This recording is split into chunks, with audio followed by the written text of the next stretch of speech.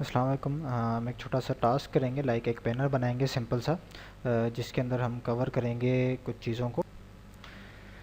उसमें हम फोटोशॉप के कुछ टूल्स को कवर करेंगे। मेरे पास ये एक इमेज है। अब इसमें इमेज में से ये करेंगे कि इस कप को, कप ऑफ टी जो है या कॉफ़ी है, इसको हम एक्सट्रैक्ट करेंगे। ठीक है, इसका बैकग्राउंड रिमूव करेंगे और उसके बाद कुछ टेक्स्ट वगैरह और कुछ शेप इसके अंदर ऐड करके लेयर के कुछ स्टाइल्स को यूज़ करते हुए हम एक अच्छा सा सिंपल सा बैनर सा बनाएंगे। मेक श्योर जिस भी इमेज के ऊपर या जिस भी लेयर के ऊपर आप काम कर रहे हो उसके ऊपर ये लॉक ना लगा हो। लॉक होगा तो ये कुछ भी आपको करने नहीं देगा। ठीक है, ये लॉक आपने हटाने के लिए डबल क्लिक करना है लेयर के ऊपर और ओके करना है, तो ये आपका काम हो जाएगा। ठीक है, लॉक आपका हट जाएगा। अब कटिंग के लिए मैं जो टूल यूज़ करता हूँ, जो मुझे इजी लगता है, वो ये है पॉलीगोनल लेसो टूल। जब भी आप इमेज बैकग्राउंड रिमूवल कर रहे हो तो मेक श्योर कि आप जितना ज़्यादा जूम कर सको इजीली, और मतलब ऐसा नहीं कि बहुत ज़्यादा जूम कर लेना है। ठीक है, बहुत ज़्यादा जूम करोगे तो सही पता नहीं चलेगा चीज़ों का, लेकिन इतना जूम कर लेना है कि आपकी जो जिस ऑब्जेक्ट को आपने एक्सट्रैक्ट करना है वो आपको इजीली विजिबल हो। ठीक है, अब हम इसके ऊपर सिलेक्शन के लिए क्या करेंगे कि इस टूल के साथ अपना हमारा जो एरो है उस एरो को एक पॉइंट पे रखेंगे और क्लिक करेंगे। उसके बाद ये ऑटोमेटिक लाइन खींचता चला जाएगा।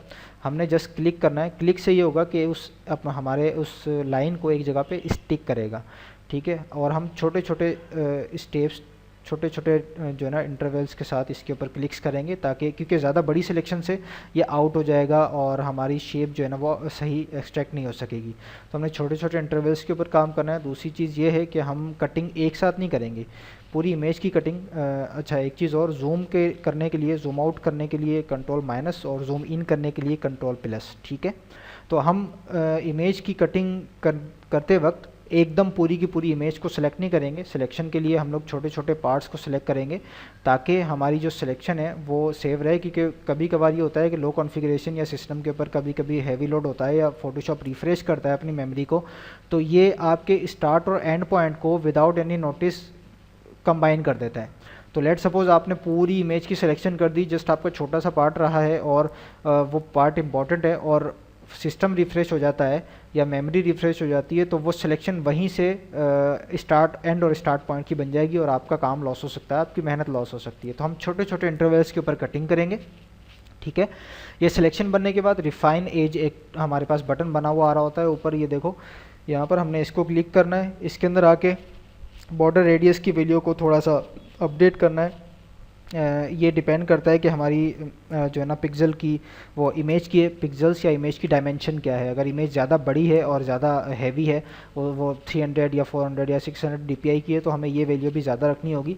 थोड़ा सा जब आप काम करोगे, डिफरेंट इमेजेस को की कटिंग करोगे, तो आपको इस बात का भी अंदाज़ा हो जाएगा कि किस इमेज के ऊपर आपने वैल्यू को कितना ज़्यादा रखना है। ठीक है, मैं इसको 0.2 रख रहा हूँ फिलहाल। ओके किया और मैं नॉर्मली एक या दो बार डिलीट का बटन दबाता हूँ ताकि बैकग्राउंड प्रॉपरली रिमूव हो। ठीक है, ये मेरा बैकग्राउंड यहाँ से रिमूव हो गया। अब मैं इसी तरह से पूरी की पूरी इमेज की कटिंग करूँगा। ठीक है जी, मैंने ये कटिंग इमेज की कर ली है। ठीक है, अब मूव टूल है हमारे पास, इसके साथ हम किसी भी इमेज को मूव कर सकते हैं, कहीं भी उसे रिप्लेस कर सकते हैं बहुत इजीली। ठीक है, लाइक ये मैंने मूव टूल सेलेक्ट किया और इस इमेज को मैं कहीं भी मूव कर सकता हूँ इजीली। ठीक है, आपके सामने। और अब हम क्या करेंगे, अब हम एक न्यू लेयर क्रिएट करेंगे। न्यू लेयर क्रिएट करने के लिए यहाँ पर एक ऑप्शन हमारे पास मौजूद है, इसके ऊपर क्लिक करेंगे, ऑटोमेटिक एक लेयर न्यू बन जाएगी। इसको आप नाम दे दो BG का, मतलब बैकग्राउंड कलर या BG बैकग्राउंड। ठीक है, बैकग्राउंड के ऊपर अब हमारे पास बैकग्राउंड की वैल्यूज़ के लिए ये दो कलर्स हमारे पास, दो बॉक्सेस मौजूद हैं। ये ऊपर वाला जो बॉक्स है फोरग्राउंड कलर है और पीछे वाला जो बॉक्स है वो है बैकग्राउंड कलर। बैकग्राउंड कलर जब हम इस बॉक्स के ऊपर सेलेक्ट करते हैं तो हमसे ऑप्शन पूछता है कि आपने कौन सा बैकग्राउंड कलर रखना है। फिलहाल हम सिंपल ही रखेंगे। ठीक है, कंट्रोल बैक स्पेस ये की याद रखिएगा। ठीक है, बैकग्राउंड के ऊपर आके हमने जब भी आपने किसी बैकग्राउंड को, किसी बैकग्राउंड कलर को किसी लेयर के ऊपर अप्लाई करना है तो मेक श्योर कि आप उस लेयर पे हो जहाँ पर आपने वो अप्लाई करना है। ठीक है, कंट्रोल बैक स्पेस जैसे ही मैं दबाऊंगा तो उसके ऊपर कलर आ जाएगा, वो कलर जो मैंने अपने बैकग्राउंड के ऊपर सेलेक्ट किया हुआ है। ठीक है, अब मैं जाऊँगा लेयर स्टाइल्स के अंदर। लेयर स्टाइल्स में जाने के लिए मैं क्या करूँगा, इसी लेयर के, बैकग्राउंड लेयर के राइट साइड पे कहीं भी थोड़ा सा डबल क्लिक करूँगा तो मेरे सामने लेयर स्टाइल्स ओपन हो जाएंगे। ये सारे के सारे ऑप्शन आहिस्ता आहिस्ता हम कवर करते रहेंगे।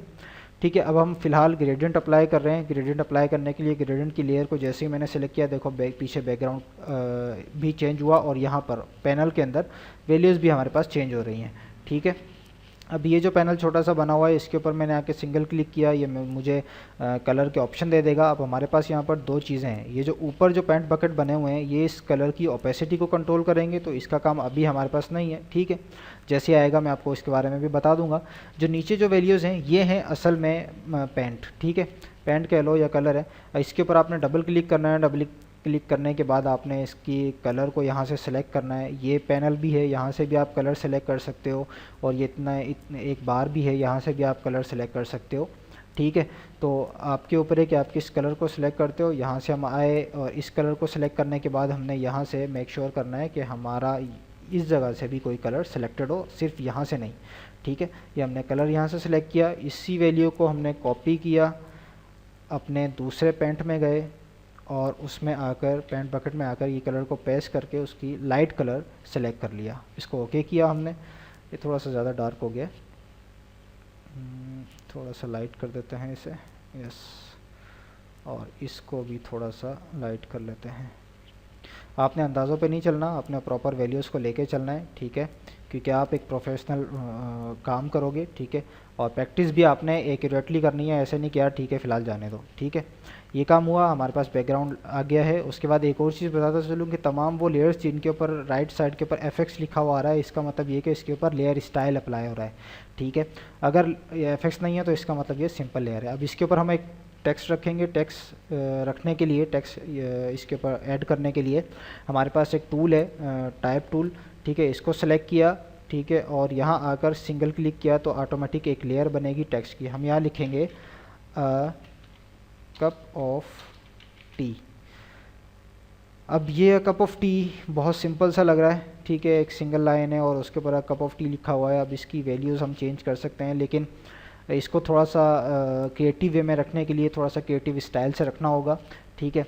अब स्टाइलिंग कैसे हम करेंगे, इसके लिए सबसे पहले तो इस लेयर के बारे में देख लो कि जब भी हम इस लेयर के ऊपर डबल क्लिक करेंगे यहाँ इस आइकन के अंदर आके, तो हमारे पास ऊपर इस पैनल के अंदर कुछ वैल्यूज़ आ जाएंगी। यहाँ से आप फ़ॉन्ट की फैमिली रख सकते हो, फ़ॉन्ट का वेट सेट कर सकते हो, फ़ॉन्ट का साइज़ इस जगह से भी सेट कर सकते हो, डायरेक्ट वैल्यू भी दे सकते हो। और ये जो आ रहा है टी हमारे पास लिखा हुआ आ रहा है, इसके ऊपर जब आप माउस ओवर करोगे तो एरो, ऑटोमेटिक एरो और हैंड अपीयर होगा, तो आप इसको भी मूव लेफ़्ट और राइट मूव करोगे तो ये वैल्यू ज़्यादा और कम हो जाएंगी, ठीक है। उसके बाद कलर है, यहाँ से आप कलर भी इसका सेट कर सकते हो। हम इसको वाइट ही रखते हैं और यही वैल्यू सेट करते हैं, ठीक है।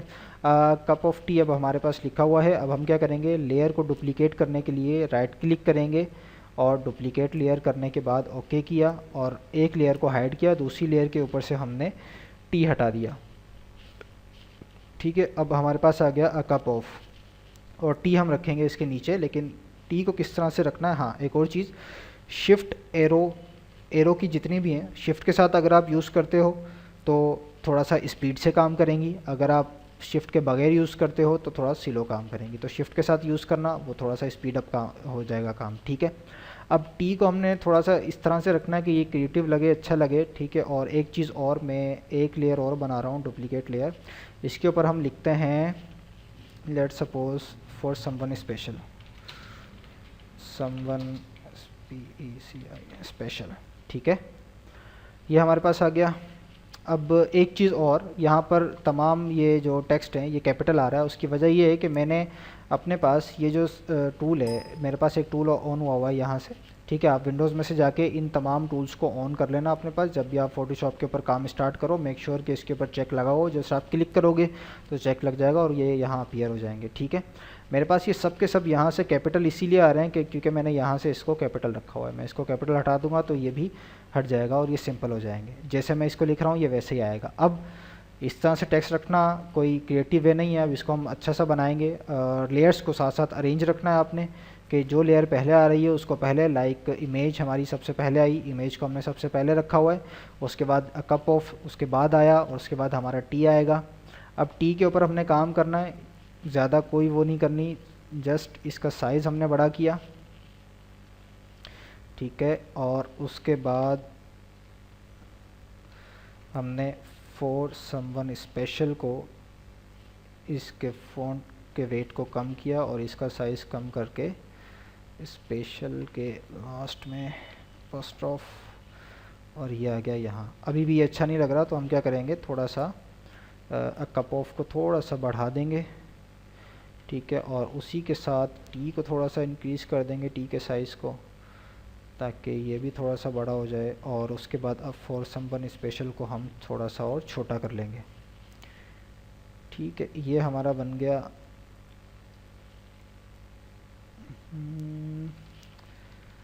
ये आ गया हमारे पास फॉर समवन स्पेशल, ठीक है। ये बन गया थोड़ा सा अच्छे से स्टाइल में, थोड़ा सा इसका लुक अब अच्छा आ गया है, ठीक है। अब ये हो गया। इसके साथ हम और क्या कर सकते हैं, और ये हो सकता है कि हम ये हमारे पास शेप टूल है, शेप टूल को सेलेक्ट किया। शेप टूल के अंदर एक और चीज़ बता दूं कि तमाम ये टूल जिनके top bottom left bottom right के ऊपर एरो आ रहा है, उनके साथ और वैल्यूज़ भी होती हैं। जब आप राइट क्लिक करोगे तो ये खुलेंगी और वैल्यूज़, ठीक है। हमने यहाँ से क्या करना है, शेप टूल में से रेक्टेंगल टूल को सिलेक्ट करना है और इसको एक लाइन बनानी है, ठीक है। अभी आपकी क्रिएटिविटी के ऊपर है कि आप कितना अच्छा उसके अंदर काम करते हो, ठीक है। मेरे जहन में एक डिज़ाइन था सिंपल सा जो मैं कर रहा हूँ, आप अपने हिसाब से जो अच्छा लगेगा वो करोगे, ठीक है। अब डुप्लिकेट किया इसको और हम आ गए थोड़ा सा नीचे, इसको डुप्लिकेट करके यहाँ भी रख दिया और ये हमारे पास अरेंज हो गई प्रॉपर वे में इस तरह से, ठीक है। अब ये बन गया। अब ये तमाम लेयर्स, अब हमें अगर इवन इस स्टिल अगर ये हमें छोटी लग रही है तो हम क्या करेंगे, इन सबको सेलेक्ट करेंगे, कंट्रोल टी, और उसके बाद इसको हम बड़ा कर सकते हैं। कंट्रोल टी क्या करता है, ट्रांसफॉर्म बना देता है। उसके बाद हम हाँ ये मेक श्योर करना है कि जो डब्ल्यू और एच विड्थ और हाइट के बीच में ये जो आएगा ना, ये प्रेस हो, ठीक है। ये अगर प्रेस नहीं होगा तो जिस वैल्यू का बड़ा करोगे जस्ट वही बड़ी होगी, और बाकी अगर विड्थ को आप इंक्रीज़ करोगे तो सिर्फ विड्थ बढ़ेगी, तो इमेज ख़राब हो जाएगी आपकी, ठीक है। कप ऑफ टी हमारा बन गया है। अब ये बहुत अच्छा लग रहा है, हम इसको सिंपल वे में आगे भी दे सकते हैं, ठीक है। मज़ीद थोड़ा सा एक हम इसमें और काम ये करेंगे कि अभी हमारे पास कप के साथ, कप के अराउंड कुछ ब्लैकनेस आ रही है, कप हमें थोड़ा सा ब्लैक लग रहा है एजिस, क्योंकि हमने जिस बैकग्राउंड से इसे निकाला है वहाँ पर हमारे पास ब्लैक शेड आ रहा था, थोड़ा सा ना शेडो आ रहा था। तो इस ब्लैकनेस को कम करने के लिए हमारे पास टूल है। वो टूल ये है कि थोड़ी सी ट्रिक भी है। ट्रिक इस तरह से कि सबसे पहले हम एक न्यू लेयर बनाएंगे। न्यू लेयर बनने के बाद हम अपनी कप वाली लेयर के ऊपर आएंगे और कंट्रोल प्रेस करेंगे। जब हम इस लेयर के अंदर आएंगे वापस से, लेट से जैसे अभी आपके सामने है, जैसे ही इसके बॉक्स के ऊपर लाऊंगा और कंट्रोल क्लिक करूंगा तो कंट्रोल प्रेस करूंगा तो एक रेक्टेंगल बन जाएगा हाथ के साथ। जैसे ही मैं इसके ऊपर क्लिक करता हूं तो ऑटोमेटिक एक सिलेक्शन अपीयर हो जाएगी, ठीक है। अब सिलेक्शन बन गई। सिलेक्शन बनने के बाद मैं उस लेयर पे आऊँगा जो मैंने न्यू क्रिएट की है, ठीक है। यहाँ आने के बाद मैंने क्या करना है, ब्रश टूल को सिलेक्ट करना है। ब्रश टूल को सिलेक्ट किया और ब्रश टूल सेलेक्ट करने के बाद ब्रश टूल जो है वो हमेशा आपका फोरग्राउंड कलर को पिक करता है। यहाँ से मैंने वाइट कलर रखा, ठीक है। और अब ब्रश टूल देखो, ये आपके पास एक सर्किल एम्प्टी सर्किल बना हुआ आ रहा है। राइट क्लिक करने से इसकी वैल्यू को हम अप डाउन कर सकते हैं, ठीक है। ये मैंने इसका साइज़ कम किया, देखो छोटा सा हो गया। अब मैं इसके साइज़ को थोड़ा सा बढ़ा लेता हूँ, ये बढ़ जाएगा, और बढ़ा लेता हूँ, ये और बढ़ जाएगा, ठीक है।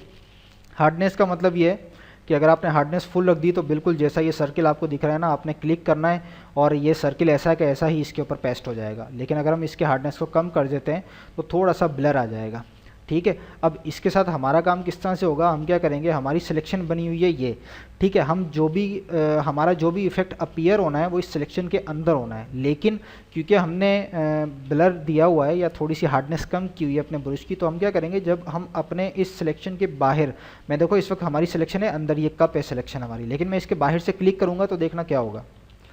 मैं इसके बाहर से यहाँ से क्लिक कर रहा हूँ, मैंने थोड़ा सा जूम किया है और ये देखो अब हो ये रहा है कि वो वाइटनेस, वो ब्रश अप्लाई हो रहा है और हमने जो हार्डनेस कम की है वो अप्लाई हो रही है इसके एजेस के ऊपर, जिस तरीके से हम प्रॉपरली उसको अप्लाई कर रहे हैं, ठीक है। तो ये कुछ ट्रिक्स हैं, टूल्स हैं जो थोड़ा सा आप खुद से जब यूज़ करोगे तो आपको समझ आएंगी कि किस ट्रिक को किस जगह और कैसे अप्लाई करना है, ठीक है। इस तरह से हमने इसकी जो है ना वो जो शेड आ रहा था एक अलग सा, वो हमने ख़त्म कर दिया है, ठीक है। इस कप के कलर को थोड़ा सा और हमने सेट करना है, तो कप के कलर पे आए, इमेज में गए, इमेज में से हमने एडजस्टमेंट में गए और यहाँ से कर्व्स की लेयर को सिलेक्ट किया। ये आएंगे, हमारे पास एक पैनल खुलेगा, यहाँ आकर ऊपर की जो ये वैल्यूज़ हैं, ऊपर से आप कर्व को जब भी छेड़ोगे तो ये वाइटनेस को इंक्रीज़ या डिक्रीज़ करेगा, और अगर नीचे से इस वैल्यू को आप छेड़ोगे तो ये वाइटनेस ब्लैकनेस को बढ़ाएगा या कम करेगा। हम वाइटनेस को बढ़ाना चाह रहे हैं तो हमने यहाँ से इसको सेलेक्ट किया और ये थोड़ा सा अप डाउन किया, तो थोड़ा सा वेट करना होगा ताकि ये वैल्यूज़ को सही से प्रॉपरली अप्लाई कर दे। ठीक है, ये हो गया हमारा काम। अब हमारा बैनर सिंपल सा बन गया है। ठीक है, अब हमने इसके ऊपर थोड़ा सा शेडो अप्लाई करना है। हाँ, इसको एक और चीज़ मर्ज भी करना होगा, क्योंकि हमने वाइटनेस को ख़त्म करने के लिए एक अलग लेयर ऐड की है। मर्ज करने के लिए इन दोनों लेयर्स को सेलेक्ट करो और कंट्रोल ई प्रेस कर दो तो आपका ये मर्ज हो जाएगा। ठीक है, अदरवाइज़ आपको दोनों लेयर्स को बार बार मूव करना होगा।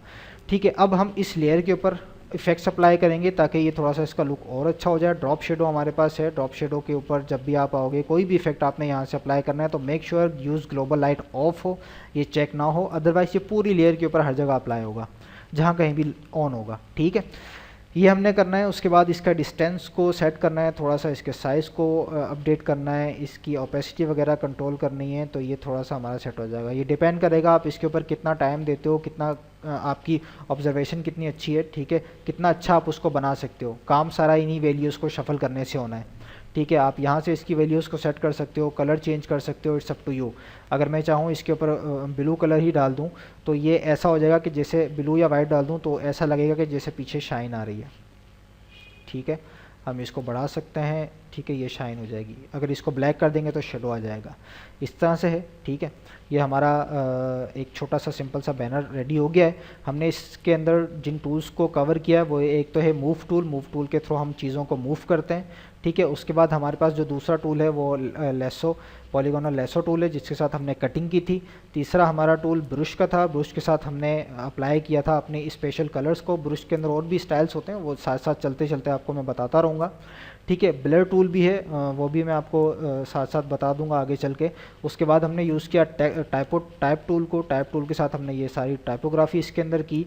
ठीक है, टाइपोग्राफी के ऊपर भी आप स्टाइल अप्लाई कर सकते हो। लाइक मैं अगर चाहूँ तो टी के ऊपर डबल क्लिक करूँ और लेयर स्टाइल में आके इसके ऊपर मैं स्टॉक लगा दूँ, स्टॉक की वैल्यू कुछ दे दूँ। ठीक है, तो और इसके बॉर्डर को मैं बॉर्डर बढ़ा सकता हूँ, स्टॉक का जो साइज़ है वो चेंज कर सकता हूँ यहाँ से 4, 5, 6 जो भी मुझे सूट करे वो मैं रख सकता हूँ। ठीक है, यहाँ से और शेडो वगैरह ये सारी वैल्यूज़ तमाम लेयर्स पे अप्लाई होती हैं। आप ट्राई आउट करोगे तो आपको बहुत सारी चीज़ें और समझ आती चली जाएंगी। ठीक है, ये बनाना है, ये हमने कर लिया। ये करने के बाद हम आए किस सेक्शन के ऊपर, और हाँ, मूव करते वक्त जब आपने एरो कीज़ को यूज़ करना है तो मेक श्योर करना है कि मूव टूल आपका सिलेक्टेड हो, क्योंकि मूव टूल सिलेक्टेड नहीं होगा तो आप जैसे मर्जी एरो प्रेस करते रहो, ये मूव नहीं करेगा आपके ऑप्शंस को। ठीक है, या आपकी लेयर्स को या आपके ऑब्जेक्ट्स को। ठीक है, ये हमारा बन गया है। तो और हमने फिर शेप टूल को यूज़ करना सीखा कि शेप टूल कैसे काम करता है। शेप टूल के अंदर बहुत सारे और भी ऑप्शंस हैं, आप ट्राई आउट करते रहोगे तो बहुत सारी चीज़ें नई से नई बनती चली जाएंगी, समझ आती चली जाएंगी। ठीक है, इसके ऊपर प्रैक्टिस करो, जो कुछ पूछना है मुझसे पूछ लो फिर। Okay, thank you.